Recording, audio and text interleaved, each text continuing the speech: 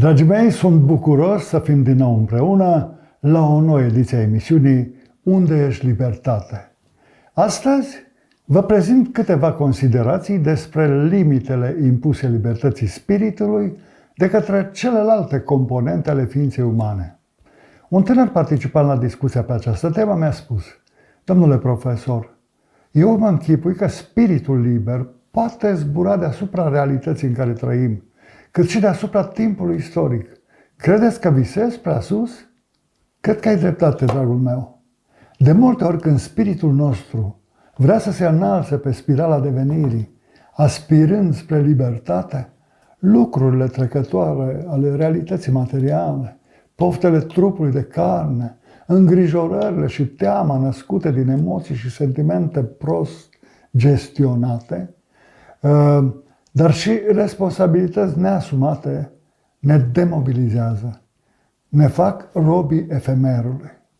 Libertatea, dragul meu, este o chestiune personală de natură lăuntrică, ce se câștigă prin acumulare de valori morale, spirituale și intelectuale, devenind esențială pentru vigoarea spiritului nostru.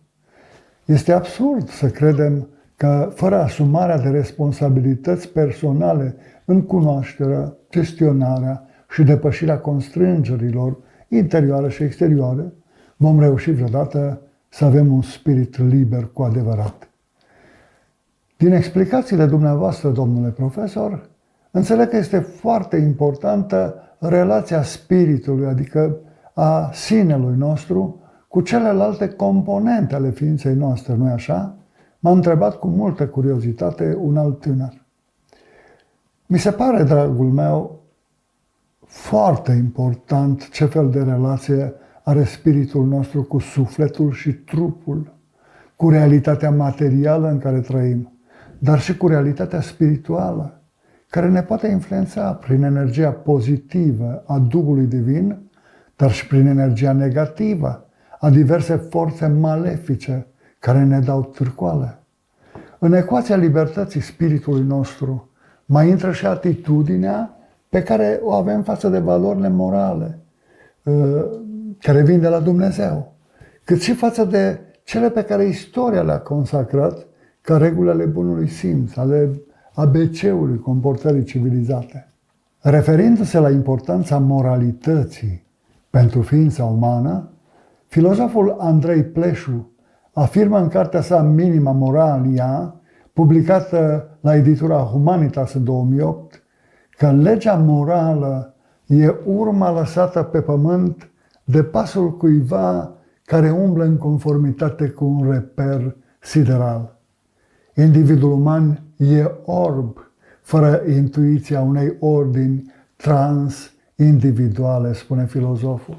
Eu aș merge mai departe și aș afirma că omul care nu este preocupat să asculte glasul conștiinței de sine, să se analizeze cu obiectivitate pe sine, care nu intuiește existența realității spirituale și neglijează comuniunea cu Duhul lui Dumnezeu, nu va cunoaște adevărata libertate.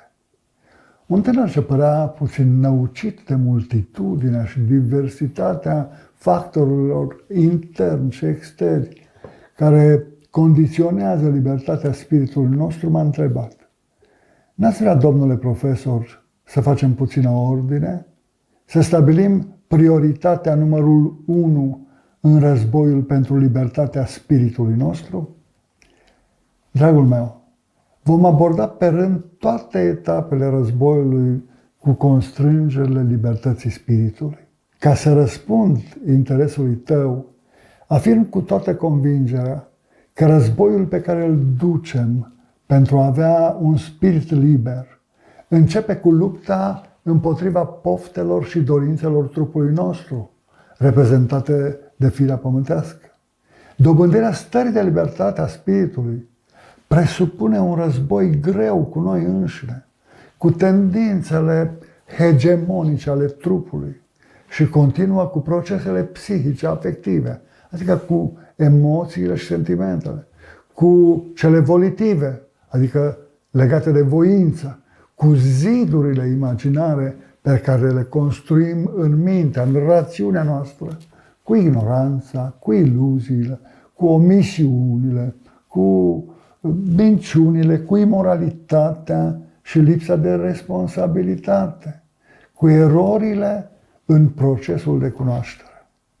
Libertatea spiritului oferă sens și scop existenței umane, pune accentul pe valorile morale și spirituale, refuză să participe la spectacolele de circ și pâine oferite de către cezar.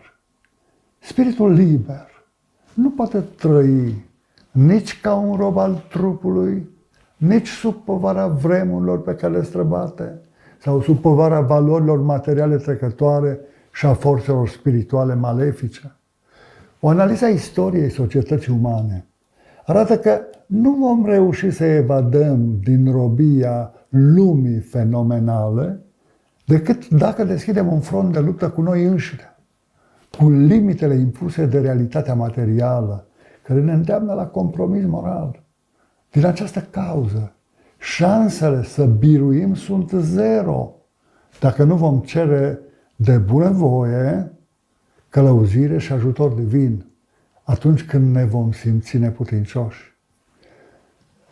Dragii mei, eu cred că pentru a înțelege mecanismul prin care un om poate deveni liber, avem nevoie de o abordare mai atentă a componentelor ființei umane, a rolului pe care fiecare dintre acestea îl poate avea în comportament și în relaționarea cu realitatea înconjurătoare, cu semenii, cu Dumnezeu și realitatea spirituală. Chiar dacă în ultimul secol știința și tehnologia au înregistrat progrese remarcabile, de neimaginat în trecutul nu prea îndepărtat, ființa umană continuă să aibă multe necunoscute în procesul de autocunoaștere. În cartea sa de prelegeri de teologie sistematică, Henry Clarence Tierson apreciază că există două teorii care au generat multe dispute aprinse în privința alcătuirii ființei umane. Prima teorie, cea dihotomică, susține că omul este alcătuit din partea materială, trupul, și partea imaterială, sufletul. Însă partea imaterială conține dualitate de putere, dar are unitate de substanță în cele două părți. Este vorba de suflet și spirit sau Duhul. A doua teorie este teoria trihotomică. Aceasta afirmă că omul este format din trei elemente distincte: trup, suflet și spirit sau Duh.